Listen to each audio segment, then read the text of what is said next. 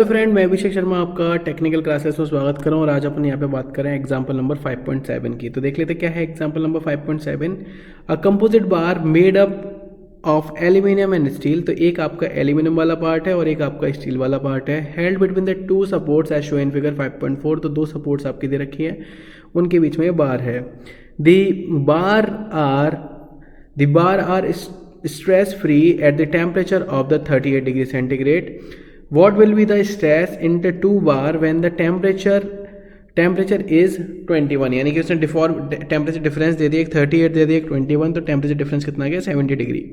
तो उसने बोला पहली कंडीशन है कि सपोर्ट्स आर अनयील्डिंग, यानी कि दोनों सपोर्ट्स आपके क्या है, कोई भी डिफरेंस नहीं है, उसके बीच में कोई गैप नहीं है।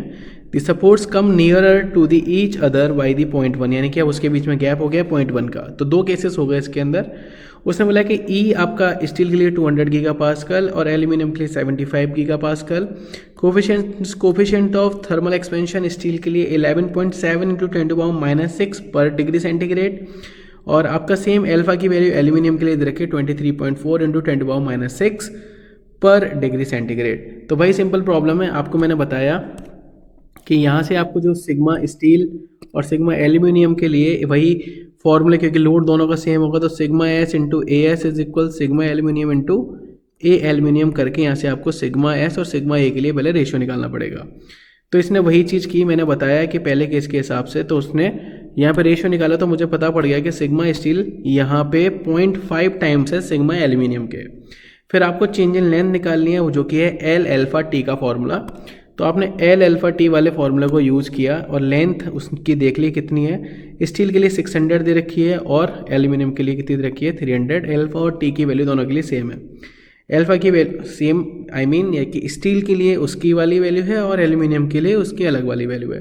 तो स्टील के लिए 11.7 इंटू 10⁻⁶ पर डिग्री सेंटीग्रेड दे रखा है और एल्यूमिनियम के लिए 23.4 इंटू 10⁻⁶ पर डिग्री सेंटीग्रेड। दोनों का टेम्परेचर डिफरेंस सेम होगा, तो यहाँ से मैंने वैल्यू निकाली, दोनों की सेम आ गई। क्योंकि आप यहाँ पे देखेंगे 2 का ही डिफरेंस है। अगर मैं 11.7 में 2 का मल्टीप्लाई करूँगा तो ये वाली वैल्यू आ जाएगी। यहाँ 600 या 300 है। दोनों को ऐड किया तो टोटल लेंथ निकल के आ गई।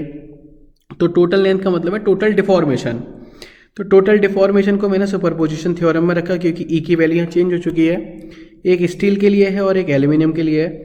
जब मैंने पूरी वैल्यू को चेंज किया और यहाँ पे मैंने वैल्यू पुट कर दी स्टील की 0.5 सिग्मा एल्यूमिनियम। तो सिग्मा एल्यूमिनियम की वैल्यू निकल के आ रही है मेरी पहली 43.3 मेगा पास्कल। और अगर मैं इसका आधा कर दूंगा तो मेरे को स्टील की वैल्यू पता पड़ जाएगी 21.65 मेगा पास्कल। तो ये आंसर हो गया जब नो यील्डिंग है। अगर यील्डिंग होगी तो क्या होगा? क्योंकि मेरे पास मुझे पता है कि जब यील्डिंग नहीं है तो उसकी डिफॉर्मेशन 0.23 है। यानी कहने का मतलब क्या है, ये दो मेरी बार हैं, इसके बीच में यहाँ पे गैप है ये वाला। और अगर मैं इसको चिपका के रखता हूँ तो मेरा जो टोटल डिफॉर्मेशन है 0.238 आता है और उसने बोला 0.1 का गैप है। तो नाउ डिफॉर्मेशन कितना कैलकुलेट करना पड़ेगा? 0.238 माइनस के 0.1। तो अब जो मेरा डिफॉर्मेशन है विदाउट मतलब विद यील्डिंग 0.138 हो जाएगा। तो यहाँ पे सुपर पोजिशन में जो फॉर्मूला लगेगा वो 0.138 के लिए लगेगा। सारी वैल्यू सेम रहेंगी, सारी वैल्यू सेम रहेंगी। ये वैल्यू भी आपकी सेम आएगी और ये वाली वैल्यू आप जब पुट करेंगे तो यहाँ से सिग्मा ए की वैल्यू अब कितनी हो जाती है? देखिए 25.1 मेगा पास्कल। और इसका भी आधा करेंगे तो सिग्मा एल्यूमिनियम की वैल्यू निकलेगी 12.55 मेगा पास्कल। तो वेरी सिंपल प्रॉब्लम। अगर आपको समझ में आया तो प्लीज़ लाइक ज़रूर कीजिएगा, शेयर ज़रूर कीजिएगा। Thank you for watching guys, thank you so much.